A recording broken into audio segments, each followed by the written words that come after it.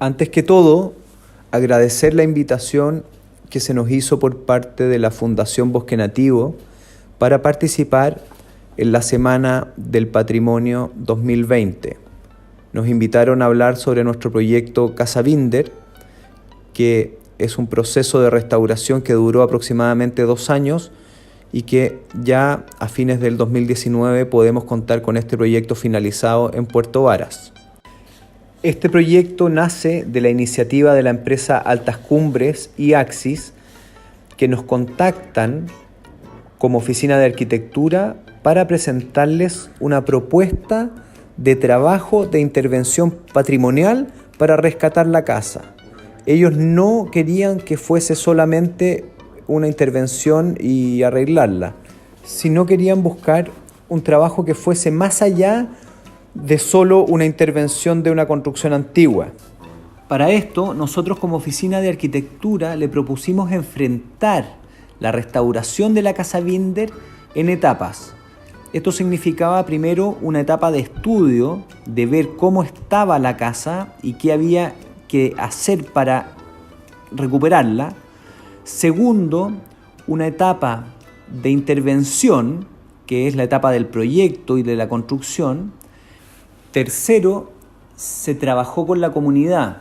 Se invitó a vecinos a conocer la casa, se invitó a antiguos residentes de esta casa que nos contaran parte de la historia, de cómo vivían, de cómo se utilizaba la casa, para nosotros poder empaparnos de qué significa esta casa para la comunidad y además generar un registro historiográfico que quede respaldado en un texto, en un libro, para que sea compartido con la comunidad de Puerto Varas. En el tema histórico nos ayudó y fue parte del equipo Roberto Matusheim, historiador local. Participó con nosotros la Oficina de Patrimonio Sur, que son carpinteros experimentados en restauración de madera del sur de Chile. También fue parte del equipo un ingeniero alemán, Florian Klerigus, con mucha experiencia en el trabajo de la madera. Nosotros, como Oficina de Arquitectura, Naritel y Bravo Arquitectos. Para la construcción, la empresa responsable fue Axis, que además son propietarios de la casa.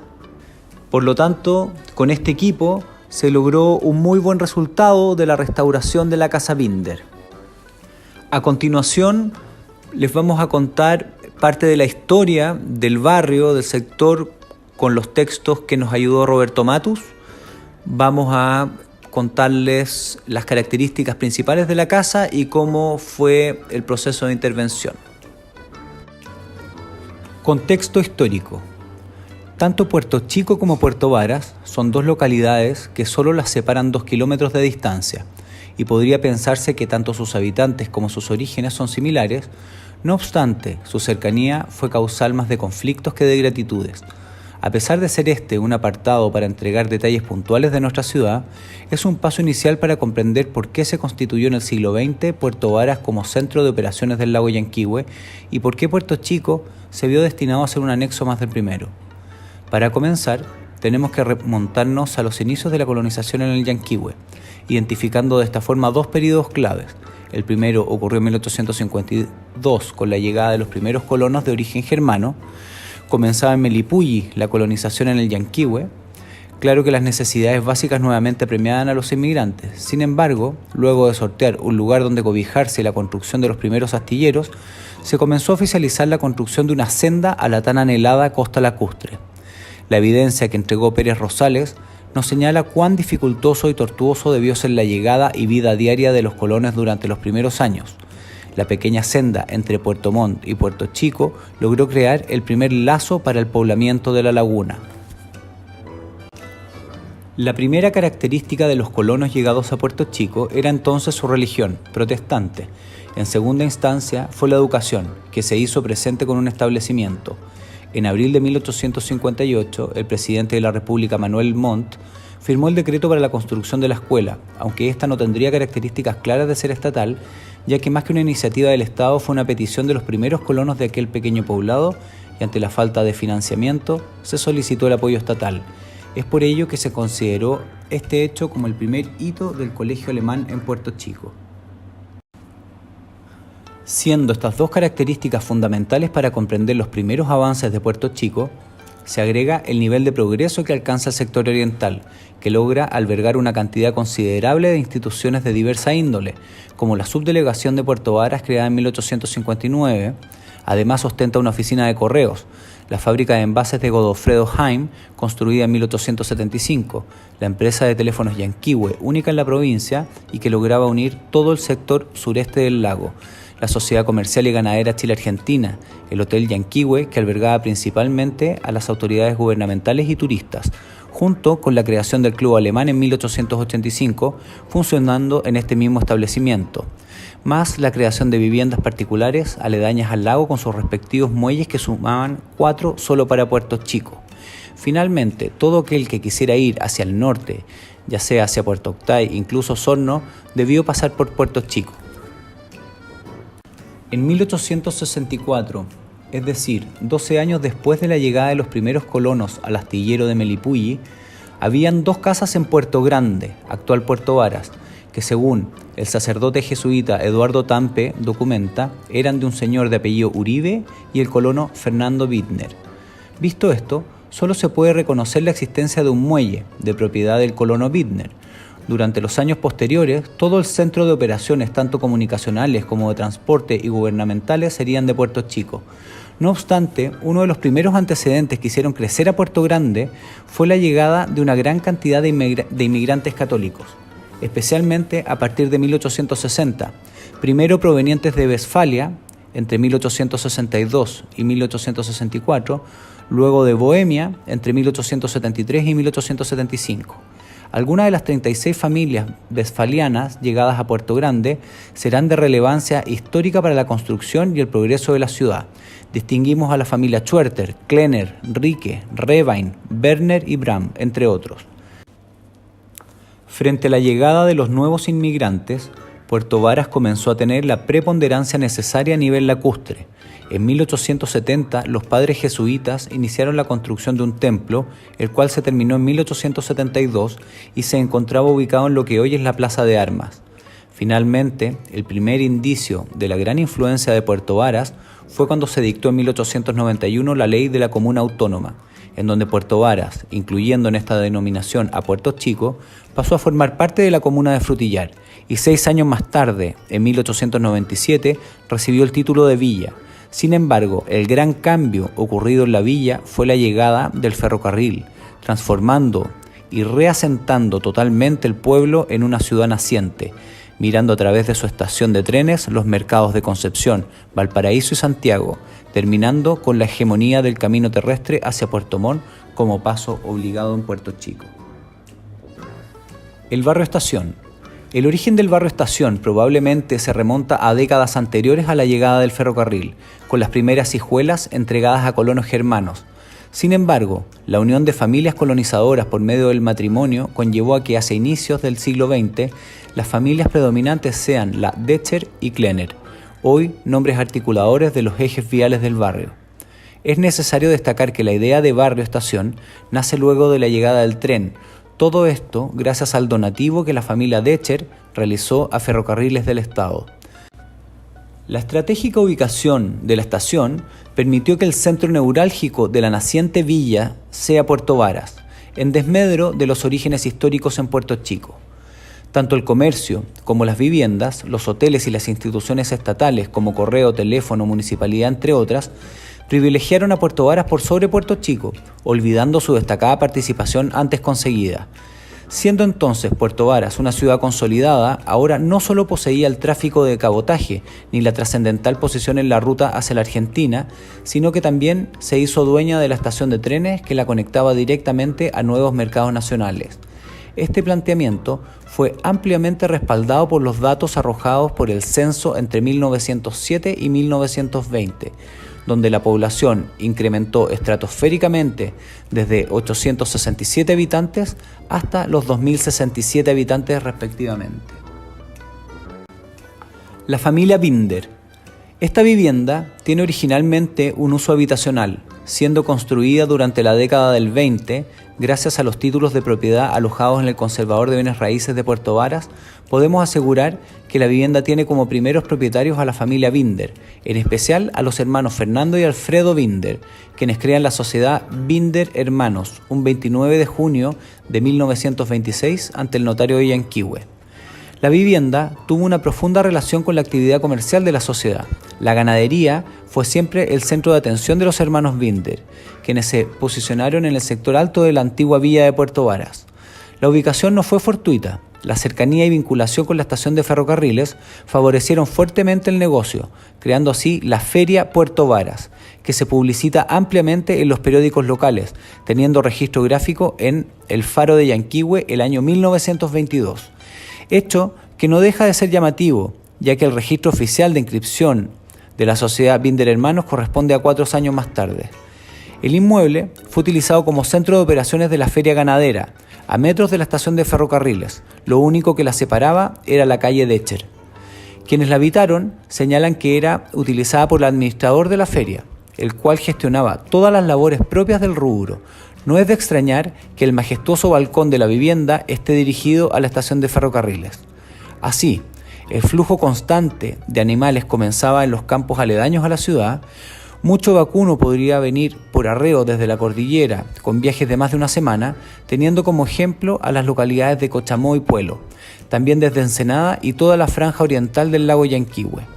Aquí, la navegación lacustre fue clave en el acercamiento del ganado, pero también estaban los fundos cercanos como los de Paraguay Grande, el Desagüe y el Arrayán, todos ellos de propiedad de los hermanos Fernando y Germán Binder Grote. Una vez en el lugar, el vacuno pastaba en las cercanías de la vivienda, en especial hacia el sector norte, donde las verdes pampas prevalecían y se organizaban los detalles para la feria del día miércoles, día que se mantiene hasta la actualidad. Diríamos que es una tradición que está próxima a cumplir 100 años. Luego de las respectivas transacciones, el vacuno tenía regularmente 2 destinos: el matadero, que se encontraba a pocas cuadras de la feria, o se enviaba a los mercados del norte, especialmente Santiago, para lo cual la feria siempre debía arrendar vagones a la empresa de ferrocarriles del Estado. Incluso los hermanos Binder vincularon la feria con la estación de ferrocarriles por medio de líneas férreas de arrastre particulares, de las cuales hoy no hay registros. Según Esilda Muñoz, esposa de quien fuera administrador de la feria en la década del 70, don Leopoldo Castro Recabarren, la vivienda siempre tuvo un uso habitacional, sin embargo, con modificaciones a lo largo del tiempo. Por ejemplo, la habitación matrimonial tenía vista al oriente, por donde se observaba el ingreso del ganado. En algún momento se une al primer piso, con lo que sería un comedor para los empleados, el cual tenía una escalera independiente por el norte. Este espacio estaba vinculado con las galerías, las cuales miraban hacia el Cerro Filippi, y posterior a ellas se encontraban las bodegas. El trabajo en la feria no era fácil. Don Armando Castro, hijo de Leopoldo Castro Recabarren, nos señala que su padre trabajó 19 años en la feria Tattersall, desde 1963 hasta 1982, y por consiguiente habitó durante la misma cantidad de años la vivienda. El trabajo era demandante, especialmente los días previos a la feria. Su padre tenía la gran particularidad de vivir en su lugar de trabajo, lo que favorecía su cercanía con la familia, pero también lo obligaba a estar presente ante cualquier eventualidad. Recordaba que como familia muy poca relación tenían los hijos con la feria, a excepción de su hermano Leopoldo Castro Muñoz, quien sigue vinculado al rubro ganadero. No se podía jugar en los corrales, y por tal razón la vivienda se encontraba dividida por un cerco. Curiosamente, la historia de la vivienda se une con sus habitantes, ya que un hito relevante fue el cambio de dueños. Se presume, según los registros del Conservador de Bienes Raíces de Puerto Varas, que la empresa Tattersall comienza sus operaciones en la ciudad lacustre un 6 de noviembre de 1964, cuando realiza la compra de la Feria de Puerto Varas Limitada. Esto se une con lo relatado por don Armando Castro, quien señala que su padre llega a la vivienda en 1963, trasladado desde Osorno por la misma empresa, y luego de 19 años de permanencia, la familia Castro Muñoz debe dejar el inmueble, ya que éste dejaría de ser habitacional y pasaría a cumplir labores comerciales, en especial de oficina. Propietarios, familias, ganaderos y miles de cabezas de ganado pasaron por la historia de la cuadra Binder. Así, luego de casi 8 décadas, la vivienda sufrirá un gran cambio en uso y estructura. En el año 2002 nace el proyecto Universidad de Puerto Varas. Por primera vez, la ciudad tendría un recinto de educación superior. Esto provocó la redistribución de los espacios interiores, ahora con un destino estudiantil. Mientras que en el patio norte se crearon salas de clases y oficinas administrativas, el proyecto educacional termina rápidamente 3 años más tarde, luego de perder el reconocimiento oficial del Ministerio de Educación. Finalmente, la vivienda incluso fue utilizada como gimnasio. No obstante, el poco uso que se le dio durante casi 10 años conllevó al deterioro de la misma, provocando que la fachada perdiera piezas importantes, como parte del balcón, algunas tejuelas y la destrucción de ventanas. Sin embargo, aún se mantiene viva la historia de quienes la habitaron y siendo ejemplo de la Escuela de Carpinteros del Sur, con la fiel mezcla de conocimientos germanos y chilotes, quienes lograron erigir un inmueble que está próximo a cumplir 100 años de temporales movimientos sísmicos, incluyendo el más grande registrado por la humanidad y que en definitiva es parte de un rincón único de la historia de la Nor-Patagonia chilena, aquella historia de vaquianos y arrieros, vapores y trenes, fundos y ganaderos que espera continuar albergando memorias. Emplazamiento de la Casa Binder. El barrio Estación no ha estado ajeno a las transformaciones urbanas que ha sufrido Puerto Varas en los últimos años. Este sector de la ciudad está en un proceso de renovación que se debe principalmente a que el centro de la ciudad se ha extendido hacia la primera terraza. La cercanía del barrio Estación al centro histórico ha permitido que se desarrollen nuevas viviendas, equipamiento hotelero y oficinas principalmente. Se ha respetado y conservado la arquitectura de los años 30. Las construcciones, que en su origen estaban relacionadas al desarrollo del ferrocarril, se han rehabilitado y restaurado para recibir a las nuevas necesidades de la ciudad.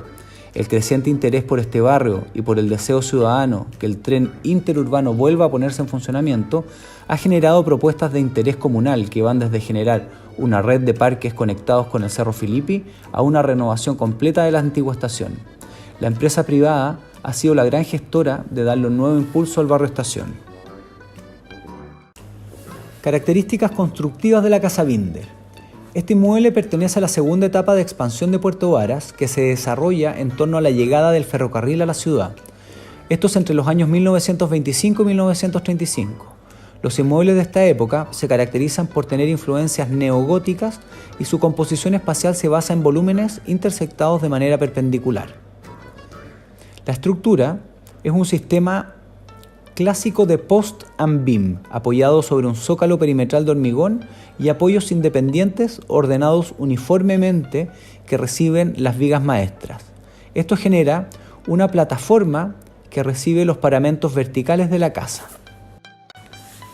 Respecto a las fundaciones de la casa, es un zócalo perimetral de hormigón que contiene un relleno compactado que nivela el terreno en su interior y sirve de base para la instalación uniforme de los apoyos de hormigón. Es un zócalo de 1.35 metros de altura y de un ancho variable, con base de 45 centímetros y en la parte superior 20 centímetros. Cumple la función de contención y transmisión de cargas al suelo. Los apoyos, en su mayoría, son dados de hormigón de 40 centímetros de arista y reciben las vigas maestras simplemente apoyadas. Las vigas maestras del piso son de madera de ulmo, de sección 8 pulgadas por 8 pulgadas, de 5 metros de largo. Cuando se analizaron, se encontraron en buen estado y se observaron algunos puntos con presencia de xilófagos. Para esto, se recomendó tratar la totalidad de las piezas con productos para eliminar los focos de insectos xilófagos. Las distintas intervenciones que hubo en la casa afectaron la estructura, permitiendo que el agua lluvia entre en contacto con algunas zonas del envigado maestro, provocando pudrición de piezas de madera. Las ventilaciones perimetrales existentes en el zócalo permiten que el espacio entre el nivel del terreno y las vigas de madera se mantenga ventilado. Esto ayuda a que las piezas estructurales se mantengan en un buen estado de conservación. Durante el estudio, se observó que el envigado de piso se compone en su totalidad de piezas de madera de sección de 3x8, que varían en su orientación según las vigas maestras, generando un diafragma estructural.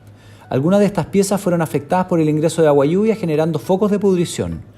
Mediante el uso de nivel láser, se determinó que la estructura de piso se mantuvo nivelada, existiendo una diferencia de milímetros entre un extremo y otro. Se reforzó el envigado por asentamientos diferenciados que tuvieron algunos apoyos de hormigón.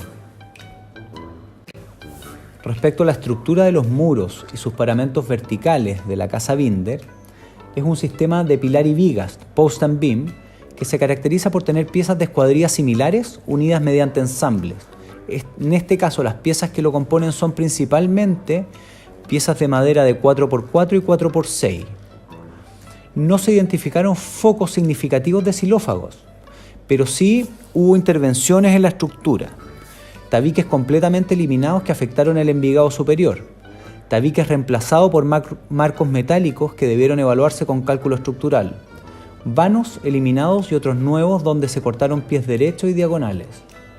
Pies derechos cortados completamente y reemplazados por muro de hormigón y con mucha presencia de humedad.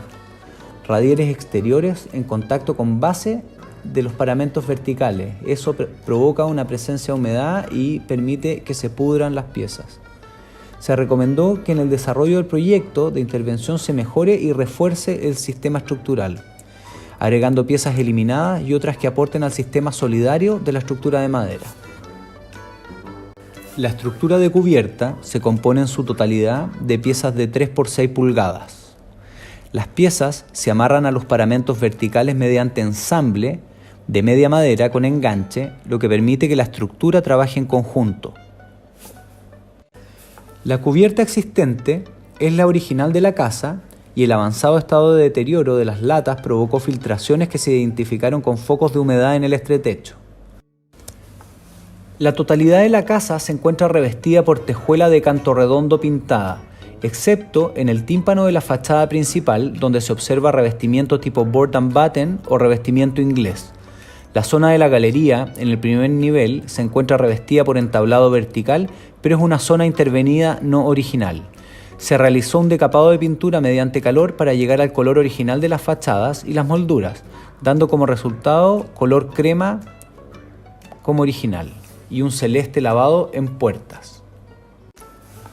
Los salones del primer nivel se componen por un zócalo de madera machembrada vertical y en la parte superior machembrado vertical de mañío o laurel y sobre este papel más arpillera pintado. Los separa una moldura de madera en la totalidad de los recintos.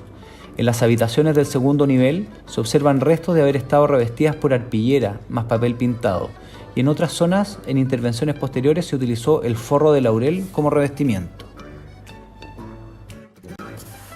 El piso de la casa es de lingue de 1,5 pulgadas de espesor en todos los recintos y el cielo de madera machembrada pintada que en algunos recintos se ha retirado y se ha utilizado como revestimiento vertical. Como conclusión del estudio de estado de conservación, el inmueble se encontró en buen estado, la estructura se evaluó como recuperable en un alto porcentaje y no existían deformaciones en los paramentos verticales. Sí se observó que habían focos puntuales de humedad que debían repararse, debía reforzarse la estructura y reincorporar tabiques y piezas eliminadas y se recomendó el uso de productos para eliminar los insectos xilófagos. El proyecto incorporó el concepto de protección por diseño. Esto significa eliminar muros y radieres que estén entregando humedad a la estructura, proteger las bases de los pilares exteriores para que no estén en contacto directo con la humedad, mejorar el concepto estructural del edificio incorporando conectores metálicos, aislaciones térmicas y ventilaciones necesarias para evitar condensaciones.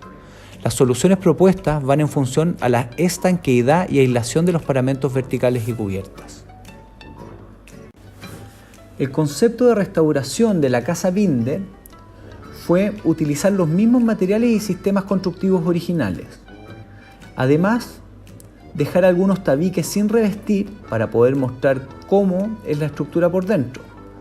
Desde nuestra experiencia, creemos que en los trabajos de restauración se debe poner en valor la obra original y la propuesta de intervención arquitectónica debe ser lo más sutil posible, sin intentar modificar una construcción que tiene un tremendo valor y ya está en el colectivo de la gente.